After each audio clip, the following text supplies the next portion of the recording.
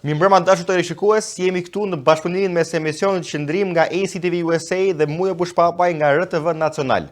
Sonte kemi sërish përmbledhjen tonë mujore në bashkëpunimin që ne kemi bashkë në lidhjen mediatike mes Shqipërisë dhe Tiranës dhe Michiganit në Shtetet e Bashkuara të Amerikës. Si fillim e përshëndes zotin Mujo dhe e falenderoj që është sërish të muaj për të vazhduar këtë nismë që kemi marrë ne.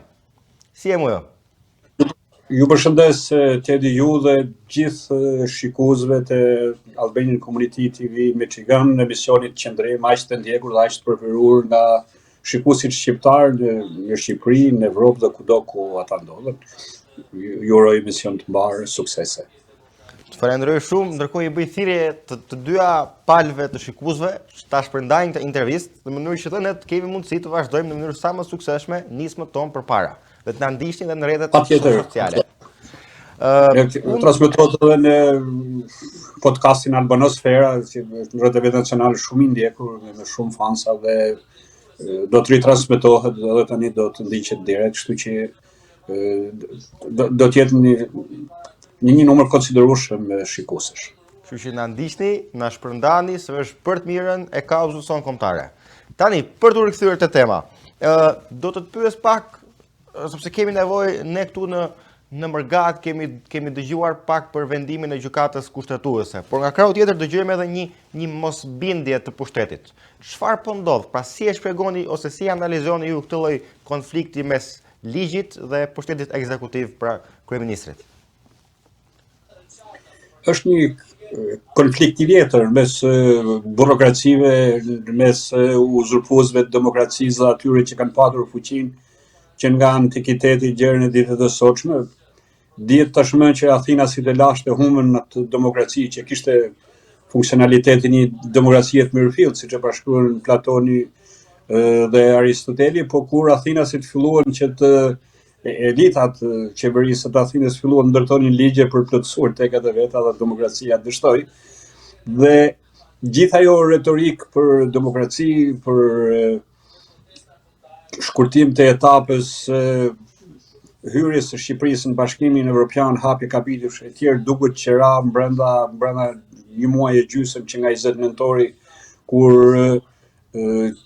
Spaku dhe gjykata e Spakut mori një vendim për të hequr imunitetin e zëvendës kryeministres Balluku, që aty u duk qartë qëndrimi i kësaj qeverie, e cila kësaj radhe, pavarësisht se kishte mbuluar një retorik pro drejtësisë së re, pro Spaku që e quajti si një prodhim të qeverisë socialiste dhe personalisht të kryeministrit Edi Rama.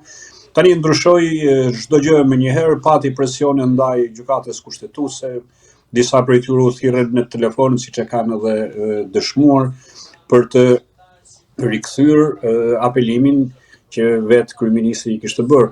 Pra, përfundimisht gjykata u nda 4-4, por në fakt ishte një vendim 8-0 kundër kryeministrit Edi Rama dhe kundër kësaj qeverisje. Pra, është një rast i pashembull kur një kryeministër e përdor kryetarin e parlamentit, e përdor trupën e tij parlamentare ashtu, domethënë spekulative dhe të pavërtetë, që është e vërtetë, sa ai nuk i ka fituar të 3 apo të 4 mandate, për të bllokuar një proces juridik dhe kjo është i pashembull. Ne kemi parë raste në hapësirën ballkanike, në komunitetin evropian, bashkimin evropian, siç ishte rasti i Mogherinit, i cila menjëherë sapo doli e implikuar në një aferë korruptive dhe dorëheqje, shkoi para drejtësisë, po dhe në raste të tjera, s'po themi praktikat amerikane e tjera.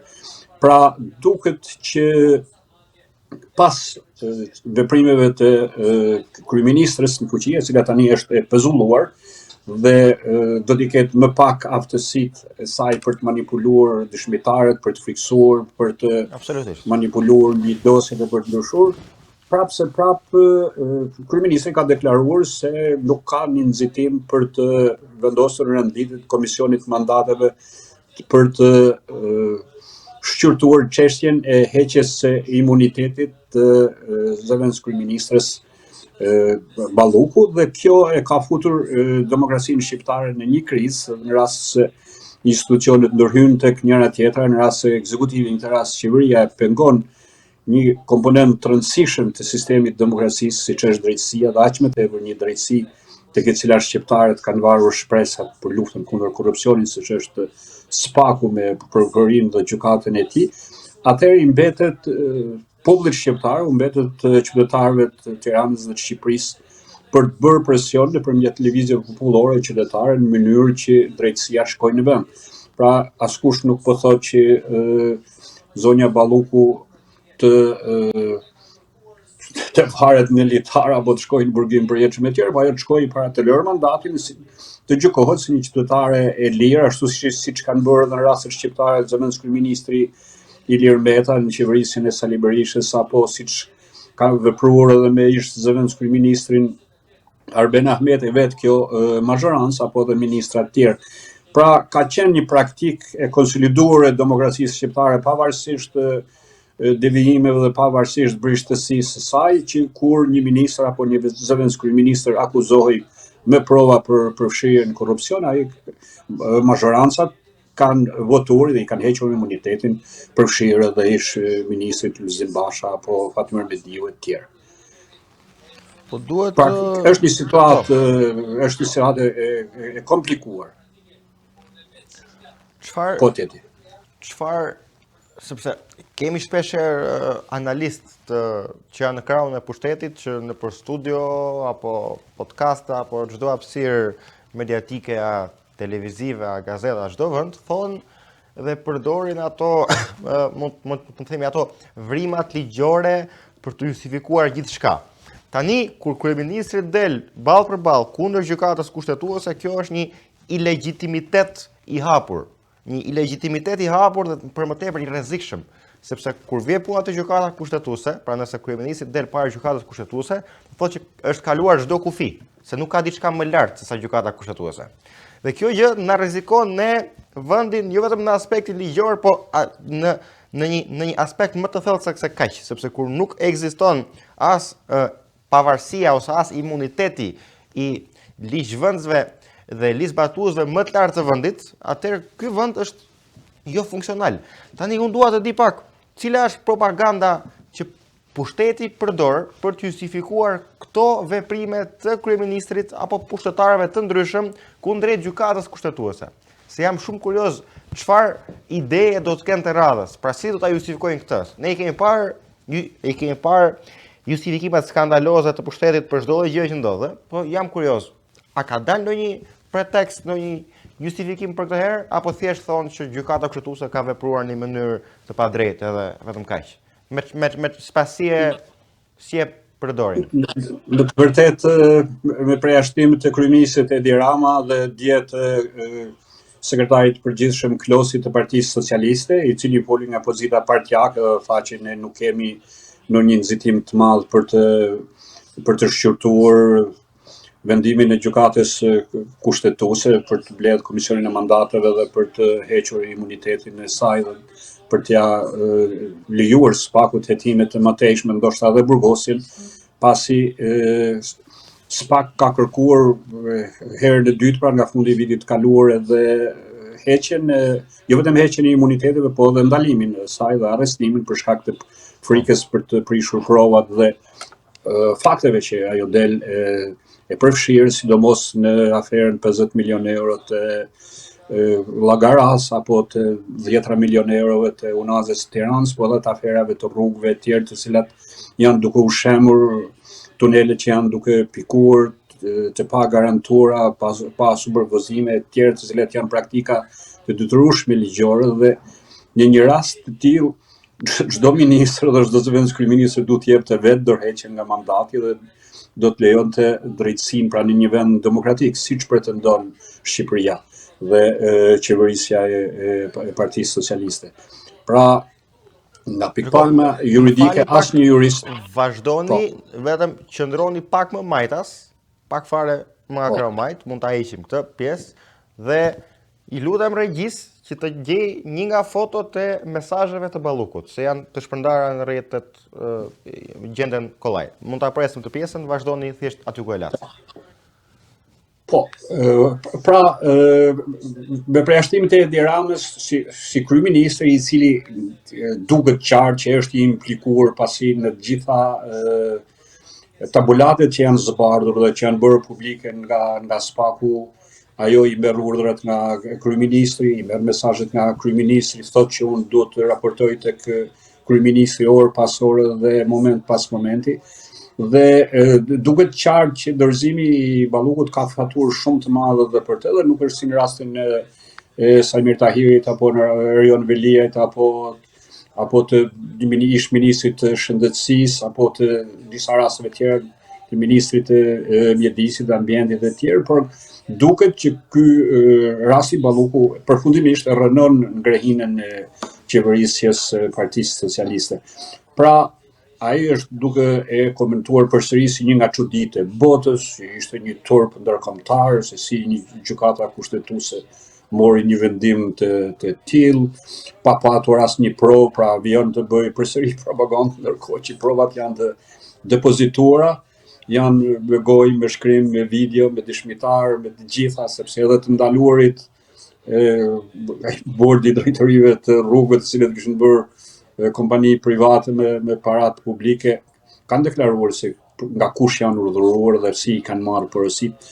Pra provat janë të gjitha të gatshme, ndërsa Edi Rama vazhdon të ndjek praktikën e shtyrjes së vënies në rënd të ditës në Parlamentin e Shqipërisë. Pra, dua të theksoj se nga gjithë krahu politik i majt, po përfshirë edhe ekzekutivi, asnjë nga ministrat, nga oratorët që dalin në rast pa rast, nuk kanë gjetur asnjë argument juridik për të mbrojtur qëndrimin politik të kryeministrit Edi Rama, i cili e ka vijuar për ta cilësuar si një çudi të madhe ndërkombëtare, një turp që Shqipëria po i jep legjislacionit ndërkombëtar, të drejtës juridike ndërkombëtare e tjerë, por në fakt opinioni i majtë dhe i djathtë, pavarësisht se e majta nuk është shprehur në mënyrë publike, ka qenë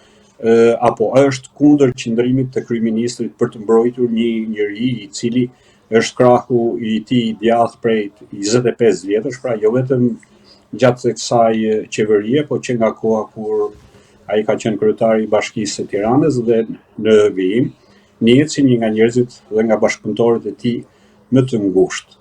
Pra, zoti Rama do përpiqet që të fitojë kohë, që të shtyjë në maksimum mbledhjen e komisionit të mandateve, heqjen e imunitetin dhe ndalimin e saj, pasi siç flasin shumë dokumente, siç thotë edhe kryetari i Partisë Demokratike, i cili ka patur informacione të rezervuara i pjesë të cilave i ka bërë publike, zëvendës kryeministrja Balluku e ka kërcënuar vazhdimisht kryeministrin Edi Rama se në rast se ai do ta lëshonte, pra do ta nxirrte përpara drejtësisë, ajo do të dëshmonte përpara drejtësisë se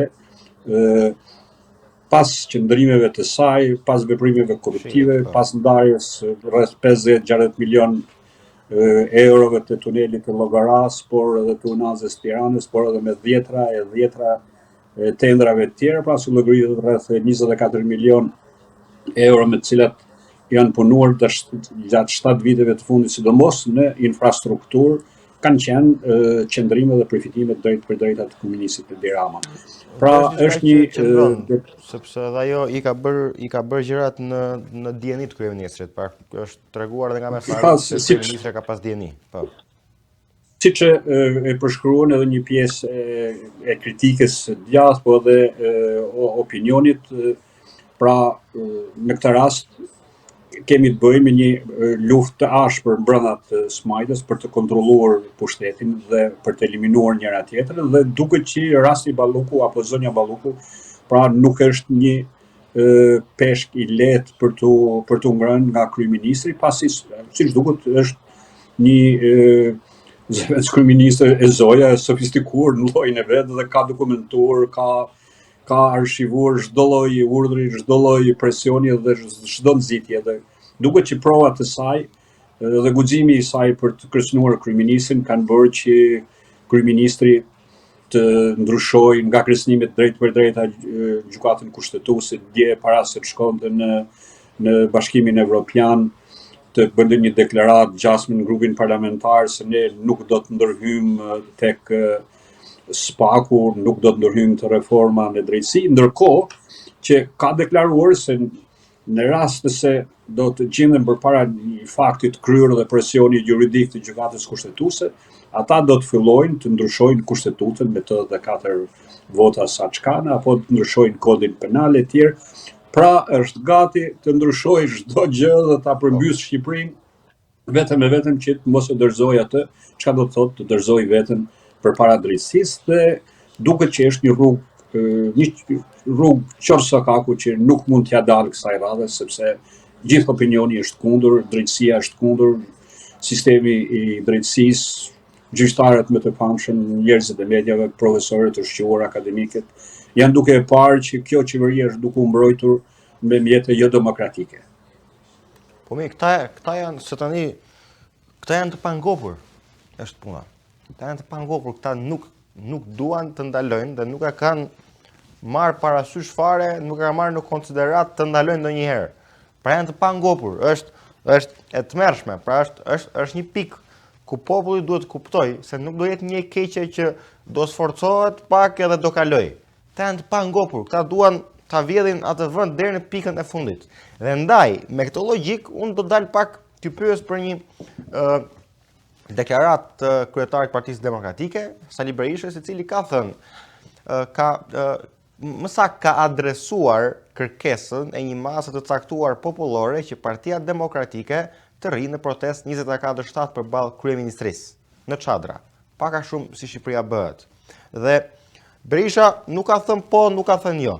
E ka adresuar këtë, e ka ngritur si temë dhe ka kërkuar që nëse ju, pra populli, njerëzit, vazhdoni ta kërkoni dhe të përgatiteni pra t'jeni më të bindur për këtë kërkesë që keni, atëherë edhe Partia Demokratike do ta plotësojë këtë kërkesë. Pra ka bërë një thirrje nxitse, të cilën unë e konsideroj si tip para përgatitje potenciale për një lëvizje të tillë. Si e shikoni, a ka gjasnjër të ndodhë kjo lëvizje, pra që Partia Demokratike të vendoset në protesta të vazhdueshme, pra pa ndërprerje, dhe sa vlerë do të ketë kjo lëvizje e Partisë Demokratike, e cila shpresoj që nëse ndodh të ndiqet nga çdo forcë politike dhe më në fund duat ndaj pak një mendim këtu para se të përgjigjeni, do të krijoj edhe një shembull shumë pozitiv. Pse?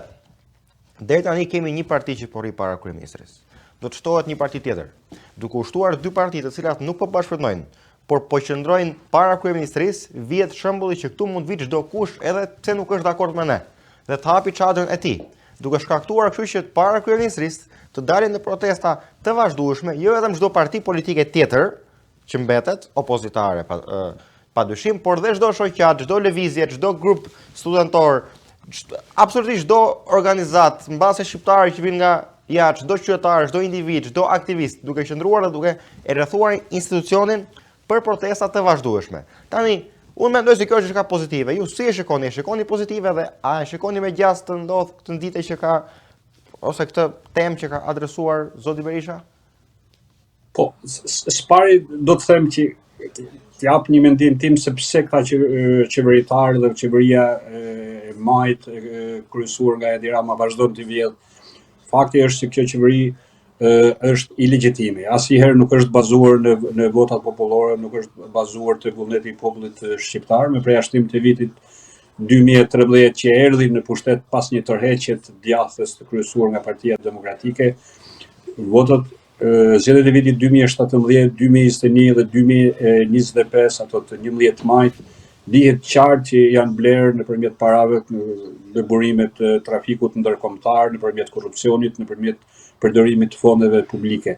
Pra, në rast se demokracia është, që thua, përkufizuar atë që Abraham Lincoln thotë që qeveria e popullit prej popullit dhe për popullin, dhe më vonë që u shtuan nga filozofët që i jep përgjigje popullit, kjo qeveri nuk ka llogaridhënie. Pra, në rast se llogaridhënia është një normë demokratike në Shtetet e Bashkuara të Amerikës apo në Evropë apo aty ku ka qeverisje demokratike, këtu nuk ka funksionuar dhe ai nuk e ka llogaritur asnjëherë popullin shqiptar si një, po themi, si një mjet presioni që ndaj të cilit ai do të duhet të jap llogari, të zbardh aferat e korrupsionit e tjerë. Pra, ai nuk e ka llogaritur popullin shqiptar. Populli shqiptar ka shprehur gjithtani në mënyrën e pak kënaqësisë ndaj kësaj qeverisje duke ikur jashtë dhe gjatë 2-13 viteve të fundit janë larguar rreth 1,5 milion, prej të cilave janë elitat intelektuale, elitat teknike, inxhinierët IT-s, mjek, infermier, njerëz të profesioneve të larta e tjerë, pra në një farë mënyrë të rinj nga mosha 25 deri në 45 vjet, asa Shqipëria është zbardhur.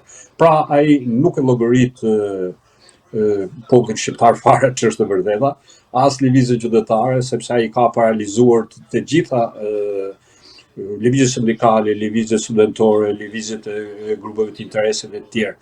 Pra në këtë aspekt tani kanë filluar protestat e opozitës. Protestat më të mëdha natyrisht që i organizon Partia Demokratike dhe ajo lëvizja që është bërë nga Shqipëria bëhet është një lëvizje shumë modeste me një pjesëmarrje në 10 vetësh, pra është një lëvizje e cila mund zgjas me vite dhe nuk mund t'i krijojë problem asnjë lloj mazhorance dhe asnjë lloj qeverisje. Ajo mirë që bëhet, pra është një model amerikan i cili mund edhe një njeri vetëm mund të vënë një karton këtu të shkruar jam kundër qeverisë dhe proteston. Pra dallohemi. Gjitha këto partitë e vogla gjatë këtyre 4 viteve të fundit ku Partia Demokratike kaloi proceset e brendshme me zhurmë, me rrëmuj, me përplasje të mëdha, kishin mundësi për të zënë hapësirë në lëvizjen e djathtë opozitare, por qenë të paaftë, me drejtues të një farë mënyrë të paaftë për të orientuar pak kënaqësitë që kishte jo vetëm ndaj qeverisë, por edhe ndaj drejtimit të Partisë Demokratike për shkak të përçarjes së tjerë, kështu që nuk ka ndonjë shpresë nga partitë e vogla. Shpresa mbetet tek Partia Demokratike. Berisha është një politikan i sprovuar dhe është gati për të marrë çdo lloj hap radikal që mund të çojë në dorëzimin e kësaj mazhorance dhe krijimin një qeverie teknike, por fillimi i një lëvizje proteste 24 orëshe para kryeministrisë, Partia Demokratike e ka provuar në shkurt maj në vitit 2017 dhe dihet pas 3 muajsh që kemi qëndruar në çadra, një mod të ftohtë siç është shkurti dhe marsi, dhe fundi ishte pak qesharak, sepse në marrëveshjen e 18 majit ish kryetari i Partisë Demokratike Basha dhe kryeministri në atë kohë dhe tani Edi Rama bën një marrëveshje e paparë që Partia Demokratike në muajin e kohës ligjore të zgjedhjeve hyri në qeveri dhe mori 6 ministri, disa drejtori në mënyrë idiote dhe pa asnjë dinitet.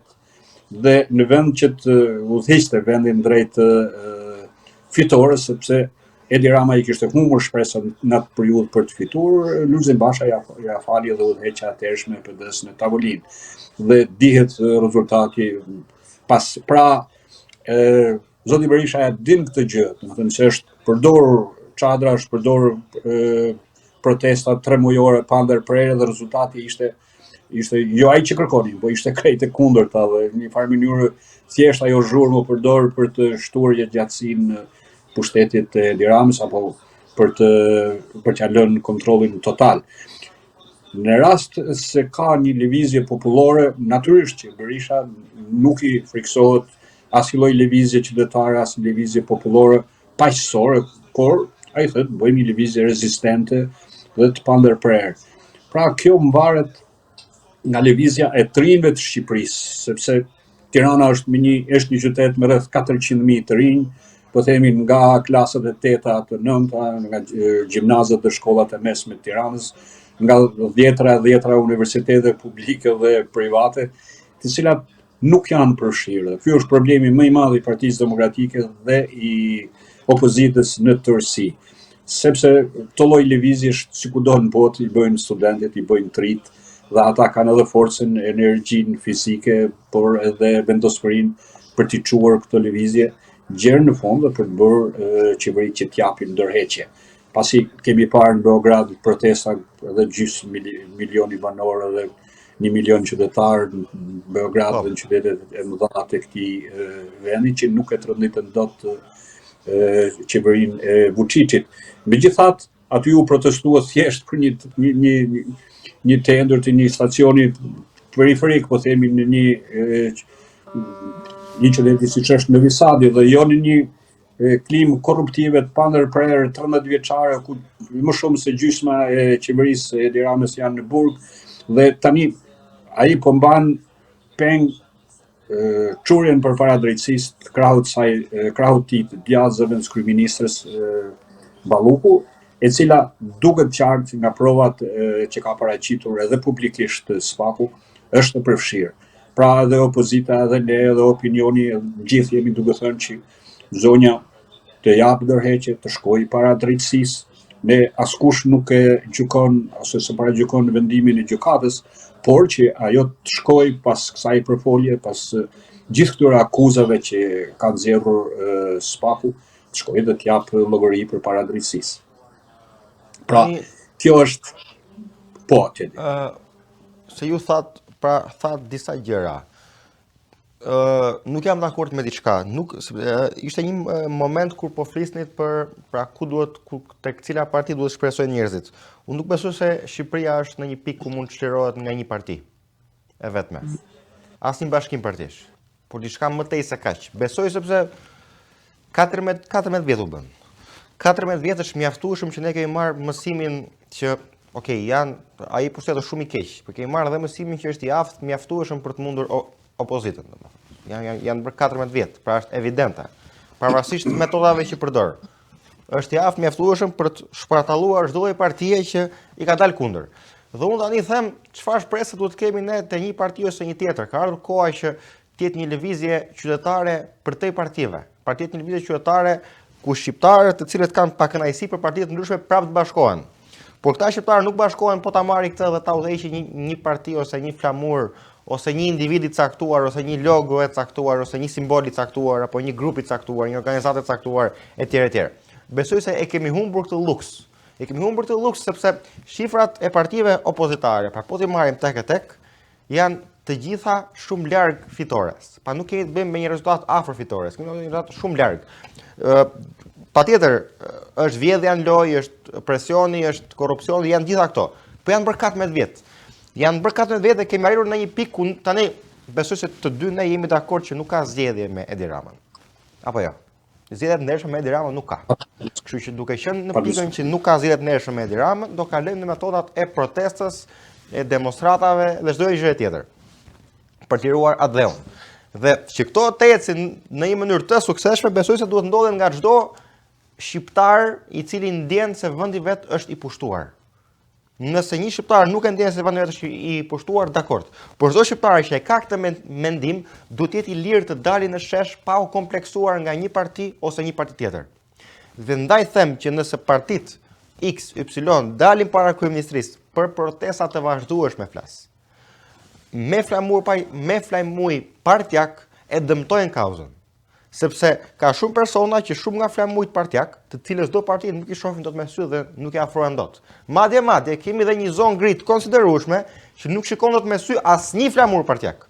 Pavarësisht çdo lloj partie, ndaç opozitare, ndaç pushtet, ndaç çdo lloj partie, nuk i shikon fare me sy dhe nuk i afrohet. Por nga krahu tjetër kemi lëvizje, shoqata, organizata studentore, ju thatë që mungon lëvizja e të rinjve, pa kemi të gjitha këto, të cilat lëvizja sindikaliste. Të gjitha këto të cilat një pjesë e konsiderueshme nuk i duan partit, asnjë nga partit. Edhe ajo dhe to logo partish në këtë moment më duket më tepër penguese për ta çuar kauzën para se sa ndihmuese. Dakor, partia njerëzve vet do t'i sjellë sepse dihet se kush bën thirrje. Por ama njerëzit do të jenë të lirë për të dalë në një diversitet, absolutisht në një diversitet grupesh para kryeministrisë, secili mund të rri me grupin e vet. Nuk i themi bashkohuni me X grup me Y grup, por duhet të kenë lirinë për të dalë në një flamur kombëtar. Tani pse e them këtë? Shoh foltoret e Partisë Demokratike. Shoh protestat e Shqipëria bëhet. Tani me shifrat që ka Shqipëria bëhet tani, siç tham, nuk janë shifrat e mjaftueshme ende për të rrezuar pushtetin. Ndihemi të dy dakord. E kalojmë Shqipëria bëhet, kalojmë te partia tjetër. Këto Qori Sheaj nuk po protestojnë fare. Protestojnë rrallë, me shqiprat vogla. I kalojmë dhe ato. Partia Demokratike po bën foltore në një mas shumë të vogël. Pa nuk po i shkojnë me njerëz foltoreve, që foltoret janë shumë më pak konsistente se sa protestat e vazhdueshme. Që ato që ti po dalësh protestat të vazhdueshme, prap te pak qindra veta do dalësh. Pa thotë këto parti duhet fillojnë të pranojnë të vërtetën, të gjitha bashk. Pranojnë të vërtetën që duhet bashkohen me njerëzit, jo me militantët dhe me tifozët. Duhet bashkohen me njerëzit. Funditës ne jemi një nga ato vende ku po të llogarisim edhe Mërgatën, kemi më shumë shqiptarë që nuk votojnë sa shqiptarë që votojnë. Pra praktikisht në sezon agri, në çdo vend të botës, të Mërgatës, qoftë edhe brenda vendit, të çohesh edhe dhe të reagonte, do ishte mjaftueshëm për të rrëzuar pushtetin. E aq më tepër shto dhe opozitën këtu. Në një flamur. Prandaj dua të pyes pak se do të bëj edhe një lajmërim pastaj, por dua të pyes pak çfarë mendimi ke që pra më shumë gjëra na bashkojnë se sa na ndajnë në këtë pikë, ku nuk kemi luks për asnjë lloj përçarje, por vetëm për të bërë bashkë me flamurin kombëtar dhe për të rrëzuar ata që po na i shkatrojnë atë dheun dhe kombin në radhë parë, dhe më pas problemet politike. Sepse unë besoj që problemet kombëtare kanë nevojë për zgjidhje kombëtare. Problemet kombëtare nuk kanë nevojë për zgjidhje politike. A beson se jemi në këtë pikë? Se kjo është fatkeqësi patjetër, po të jemi realist. Pa diskutim. Unë to 35 vjet me çështjen kombëtare marr me problemet gjeopolitike, me forcimin e faktorit shqiptar në Ballkan dhe për bashkimin kombëtar. Dhe ç'është e vërteta,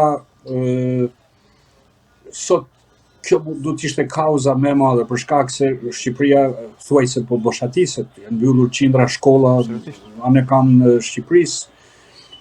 Nuk ka infrastrukturë në zonat e thella malore, pjesë tani gjatimit të bëjnë pa drita, nuk kanë ambulanca, as kujdes shtetësor, as ujë pishe me tjerë. Sot Shqipëria është kapushtohet nga me njerëz me ngjyrë, të cilët janë duke nga India, nga Azia e tjerë, domethënë duke bërë pra gradualisht pas 10-15 vjeç Shqipëria do të ketë gati 30% popullsisë me ngjyrë, që është katastrofa më e madhe kombëtare që është duke ndodhur përpara syve tanë, pra boshatisja e Shqipërisë. Ndërkohë që zonat e mbetura bosh janë duke i marrë oligarkët për sistemet e energjisë diellore, të energjisë me erë, nga formave nga më të ndryshme, domethënë sepse është ndjekur politika e shpopullimit, ndërsa tani e shitjes pjesë të Shqipërisë. Dhe ky është një kërcënim shqiptar, përveç faktit që mafja, sistemi ndërkombëtar i drogës, kanalet të cilat lidhen gjitha me Shqipërinë, me portin e Durrësit dhe të tjerë, janë instaluar në Shqipëri dhe vetëm një lëvizje e madhe kombëtare, dhe është vërtet që në krye të kësaj lëvizje do të ishin flamujt kombëtar dhe jo ato partjak, por unë nuk shoh për momentin që nga lëvizja qytetare të ketë figura të papërlyera, që të ketë profesor universiteti, akademik, publicist, studius, apo njerëz të diasporës që të vinë dhe të bëjnë thirrje, sepse shoqëria shqiptare e ka humbur besimin për shkak të abuzimeve të vazhdueshme të klasave politike që janë ndruar apo janë transformuar nga komunist janë konvertuar në demokrat, nga demokrat në komunist dhe vazhdon edhe sot kjo rrjedhje domethënë nga figurat të djathës që marrin poste tek qeveria e Edi Ramës, që është një shëmti e vërtet, se ç'kuptim ka që të bëhemi gjithë socialistë edhe pse jemi 4 mandate në opozit. Pra, e para që partitë e reja të krijojnë një front nuk i ka penguar askush. Nuk e kanë realizuar. Siç e thatë edhe ju, partia e zotit Shehaj, i cili ka 2 mandate, ish deputet i Partisë Demokratike dhe tani me Partinë Mundësia, biles ai thotë që jo, ne nuk na duhet gjë as qeveria teknike, pra askush se din se çfarë qëndrimi ka, apo lëvizja e zotit Qori është një lëvizje modeste, që është më shumë një lëvizje ideologjike, ideale, i cili ka vlefshme për të përfaqësuar të majtë që nuk janë me pushtetin. Po, por që nuk ndryshon shumë. Pra, zakonisht duhet të forcohet shumë Partia Demokratike dhe që të forcohet gjitha bashkë mund spari diçka.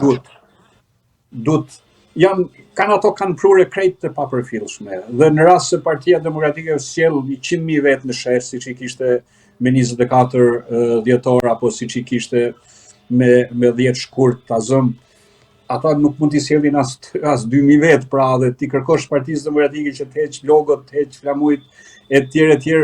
Pra kjo është pa drejt. Pra çdo parti që merr pjesë le të vi me logon e vet, le të vi me flamurin e vet, po them ti dhe të identifikohet. Pra kjo praktikë është ndjekur. Por i ka ftuar. Po them për të bashkuar zona gri. Zona gri do të filloj vetëm pasi Partia Demokratike ta zgjeroj kryesin, ta mbush me njerëz të ri, me intelektual të pakorruptur, me figura të cilat i kanë rezistuar kompromitimit nga qeverisja 4 mandatesh. Ajo mund të bëhet lazëm edhe me një mbledhje të zgjeruar te Këshilli Kombëtar. Teorikisht po. Mund të bëhet duke ndryshuar i pjesë të sekretariatit, i pjesë, domethënë jo për t'i larguar ato figura që kanë kontribuar, po për të sjellë njerëz që kanë prurje, domethënë që dihet që kanë gruesi nuk e ka bërë gjë tani Partia Demokratike. Është shumë e vënuar. Zoti Berisha thotë që unë do ta bëj, do ta hapi partinë, do t'i thra strinj. Ajo e ka të domosdoshme të futet tek shkollat e mesme, tek universitetet, tek trinjt kudo në Shqipëri, sepse është krijuar një diferencë shumë e madhe. Dhe e tjetra është që në Shqipëri mungon lëvizja studentore, është gjë e shëmtuar dhe e pa shoq. Domethënë edhe në diktaturë student kemi qenë se një pjesë të rinisë e kam kaluar në diktaturë, por kishte një lëvizje rinore, kishte një farë proteste pavarësisht rregullave të ngurta të censurës dhe diktaturës. Tek e fundja edhe në dhjetor të 90 ishte diktaturë, ndaloi grumbullimet antiqeveritare, ndaloi thirrjet poshtë diktatura, poshtë Enver Hoxha etj, po trit ne u ngritën. Bëm pluralizmin, tërhoqëm zvarr diktatorin mes Tiranës e tjerë dhe i lejuam studentët, pedagogëve tanë dhe njerëzve intelektuale të tjerë që morën pushtetin. Pra, kjo është çudia më e madhe që mungon kjo lëvizje dhe natyrisht që bashkimi bën, por tedi që të vi zona gri, pra ti do të kompaksosh krahun e djathtë një herë. Partia Demokratike ka burime të papërdorura, ka një përqindje rreth 25%, 30% që janë të zhgënjur prej saj dhe nuk kanë dalë në votime, pra pavarësisht manipulimeve, blerjeve, presioneve. Nuk e shoh të arsyeshme të pres Partinë Demokratike kur vendi ynë është shumë afër fundit. Pra edhe sa duhet ta presim Partinë Demokratike? Nuk ka lëvizje. Pra je duke kërkuar sikur të shumëzosh diçka me zero. Këto lëvizje nuk ekzistojnë për momentin, për fat të keq, domethënë nuk. Po ekzistojnë individët që rrinë në shtëpia, që nuk votojnë, që këta ekzistojnë. Po duhet gjetur pyetja pse këta njerëz rrinë në shtëpia dhe këtë pyetje duhet i përgjigjet Partia Demokratike. Pra nuk duhet pajtohet si mua më lan 25%, 30%. Po pra është një situatë shumë e vështirë. Është një situatë që unë të paktën edhe brezi im që kemi luftuar në vitet 90-92 për të ndërtuar një Shqipëri mbi baza demokratike, me liri shprehje, me drejtësi të pavarur, me zgjedhje të rregullta dhe me gjitha atributet e një demokracie perëndimore. Tani shohim që Shqipëria është zhvesh nga çdo atribut demokratik, është vërtet është një zhgënjim shumë i madh. Por ai brez, le të themi 25 vjeçar, saç 30, saç kemi qenë atëherë, tani është 55, 60. Pra një brez i dytë nuk duket në skenë dhe është një situatë dëshpëruese. Megjithatë, duhet qartë që Partia Demokratike jo vetëm thjesht tregoj që ajo mban monopolin e opozitës, që është forcë e vetme fuqishme që mbush sheshet, por ju keni të drejtë, domethënë që ti afroj, por thirrje u ka bërë. Ç'është e vërteta, thirrje u ka bërë, siç është krijuar një grupim në ndërtimin e Al-Hasimit, por pra nuk më di se nuk janë figura të reja, pavarësisht se përpiqen me ndërtuar një që nuk ka garantuar besueshmëri tani. nuk kanë, pra janë figura që ose kanë qenë nga Soros ja këtej, ose kanë qenë këshilltar të atij, Jo, pra nuk janë zëra që e kanë fjalën Partia Demokratike nuk po i garanton besueshmëri kësaj zonës që t'i afrohet. Sigurisht që Partia Demokratike po, që të afrohet, ajo du të hap vend në politikë bërja, pra du të zgjeroj kryesin, të zgjeroj sekretariatet e saj, të krijoj grupe të pavarura me profesorë, me akademik, me gjitha pjesë të shoqërisë, të cilat marrin pjesë në politikë bërjen e kësaj partie në këtë periudhë. Po, ajo që thotë është shumë e vërtetë. Është një emergjencë kombëtare dhe Partia Demokratike duhet të përdor çdo mjet demokratik, qoftë për të hapur, qoftë duke afruar eksponent të shquar, qoftë duke lëshuar edhe diçka nga vetja në mënyrë që shqiptarët të dalin në sheshe dhe të protestojnë në mënyrë paqësore. Për këtë po bashkohem me ty që është një alternativë kombëtare dhe për mua si patriot kjo ka rëndësi dorës së parë. Atëherë kemi ardhur edhe drejt fundit. Unë do të thoja sepse ne sigurisht ne po flisim se çfarë mund të bënin partitë për të zgjeruar pjesëmarrjen qytetare, ndërsa nga krahu tjetër, nga këndvështrimi tjetër për ta mbyllur, pra nga këndvështrimi qytetar, unë qytetarëve do flas me një tjetër retorik. Qytetarëve do flas që kushdo që sot nuk është as me njërin krah, as me tjetrin, është në shërbim të pushtetit. Këtë do t'u them atyre të zonës gri. Sepse jemi në një pikë ku sot nuk ekziston zona gri. Zona gri për mua sot është e provuar në gjitha demokracitë. Është një indiferentizëm i cili në një farë mënyrë ka çuar në largimin masiv të shqiptarëve, pra ky lloj indiferentizmi, ky lloj pakënaqësie është shprehur nëpërmjet largimit nga Shqipëria dhe kjo është një dramë e vërtetë edhe qytetare, sepse nuk kanë qëndruar për të protestuar, por kanë vendosur për të shitur bizneset, për të shitur shtëpia, fshat, bagtit, e gjitha që kanë patur dhe kanë marrë. Ky vend nuk bëhet edhe le të largohemi bashkë me fëmijët. Dhe ky është një akt dëshpërimi i cili ka çuar në këtë apati të jashtëzakonshme.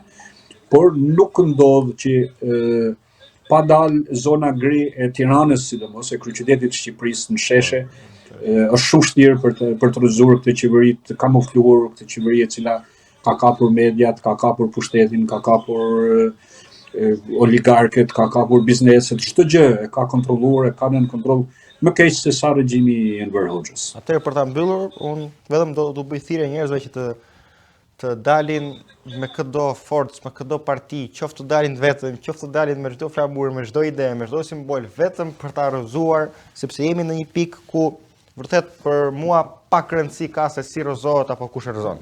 Sot prioriteti është ta rrëzojmë. Pasi ne kemi një demokraci funksionale, hajde pastaj zgjedhim çfarë rrobash do t'i veshim vendit.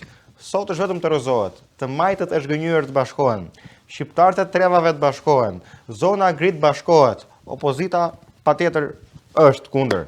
Të bëhen të gjithë bashkë për ta rrëzuar atë të keqe dhe padrejtësi që ka kapur vendin tonë. Dhe lajmëroj të jap edhe një lajm këtu në komunitetin tonë, datën 22 të këtij muaji, pra 22 shkurt, që mos gaboj bie dita e diel, në orën 6 pasdite, ne në qytetin e Roseville, në sallën e Romano Bar Grill, ta dëgjojnë njerëzit që jetojnë këtu, do të kryejmë një protest po për këtë punë.